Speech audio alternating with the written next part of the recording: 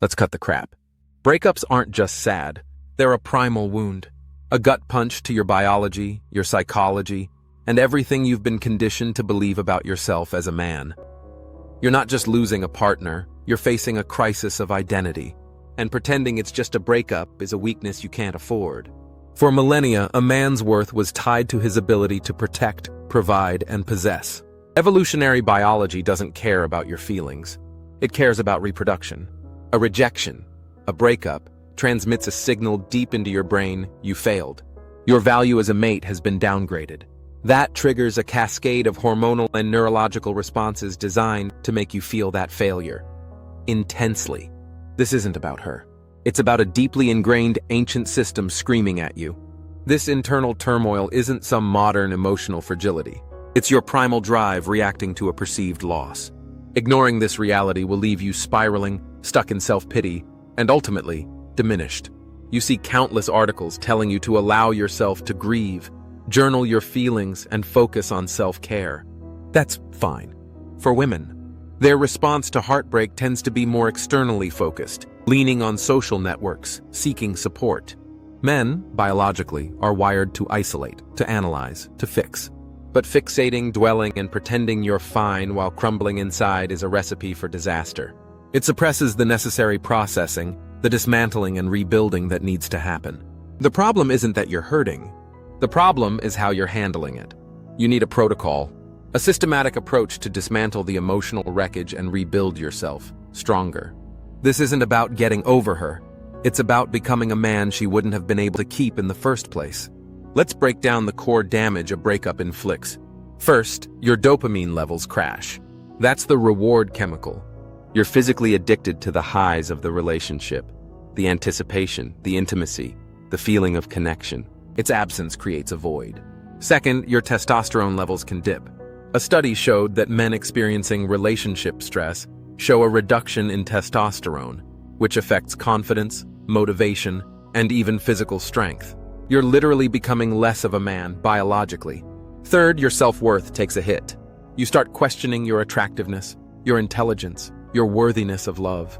This is where it gets dangerous, because that self-doubt bleeds into every area of your life. Your work, your social interactions, your ambitions. Here's where most men go wrong. They attempt to distract themselves with short-term fixes. Endless scrolling, binge-watching, casual sex, reckless spending. These are anesthetic, not solutions. They numb the pain temporarily, but they don't address the root cause. You're patching a gaping wound with a Band-Aid.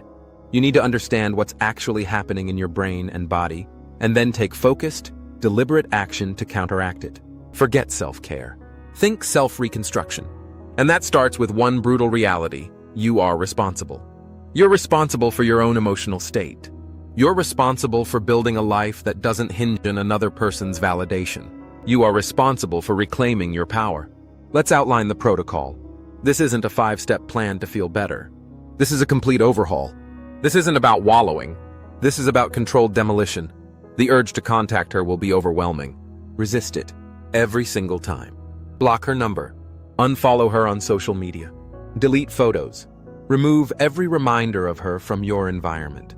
This isn't being petty, it's establishing a boundary. Your brain needs space to heal, and constant reminders will only prolong the agony.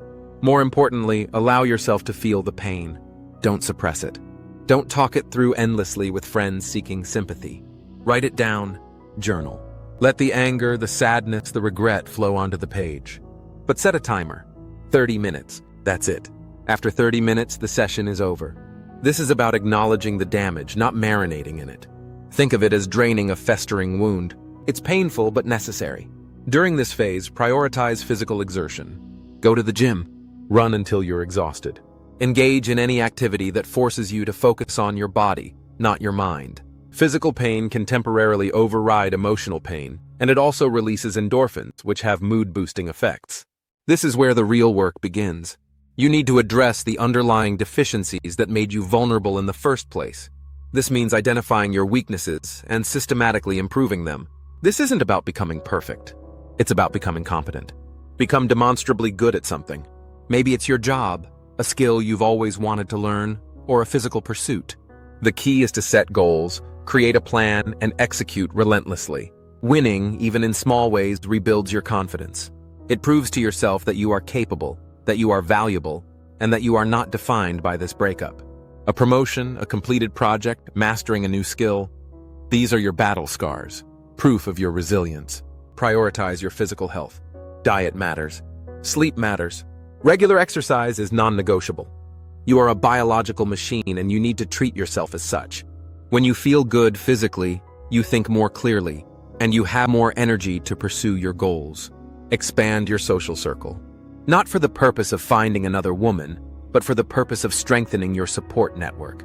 Reconnect with old friends. Join clubs or groups that align with your interests. Surround yourself with men who inspire you, challenge you, and hold you accountable. This is about creating a life so compelling, so fulfilling, that the thought of going back to your ex seems pathetic. This phase involves radical self-improvement. Identify your limiting beliefs and challenge them. What stories are you telling yourself about yourself? Are they true? Or are they just self-sabotaging narratives? Invest in your personal development. Read books. Take courses. Work with a coach or mentor. Become a student of yourself, constantly learning and growing. Cultivate a strong sense of purpose. What do you want to achieve in your life? What legacy do you want to leave behind? This isn't about finding your passion. It's about defining your values and aligning your actions with those values. When you live with purpose, you're no longer defined by your relationships. You are defined by your contribution to the world. This is also the time to reassess your dating strategy, if you even want to date. Most men jump back into the dating pool before they're ready, repeating the same patterns and attracting the same type of women. Take the time to understand your attachment style, your relationship patterns, and your non-negotiables. Don't chase. Don't pursue. Attraction is not a linear equation. It's about radiating confidence, competence, and genuine self-respect. When you embody those qualities, women will naturally gravitate towards you. And the ones who don't? They're not worth your time. Here's the brutal truth. Breakups are inevitable. Relationships end. People leave. But your value as a man is not determined by your relationship status. It's determined by your character, your competence, and your commitment to self-improvement. This isn't a quick fix. It's a lifelong process. But if you embrace this protocol, if you commit to rebuilding yourself from the ground up, you will emerge from this stronger, more resilient, and more capable than ever before. You will not just get over this breakup, you will transcend it. You've been given a wake-up call. Don't ignore it. Don't waste another day wallowing in self-pity. The time for excuses is over.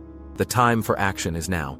If you're ready to take control of your life and become the man you're meant to be, hit the like button, subscribe to the channel, and share this video with anyone who needs to hear this message.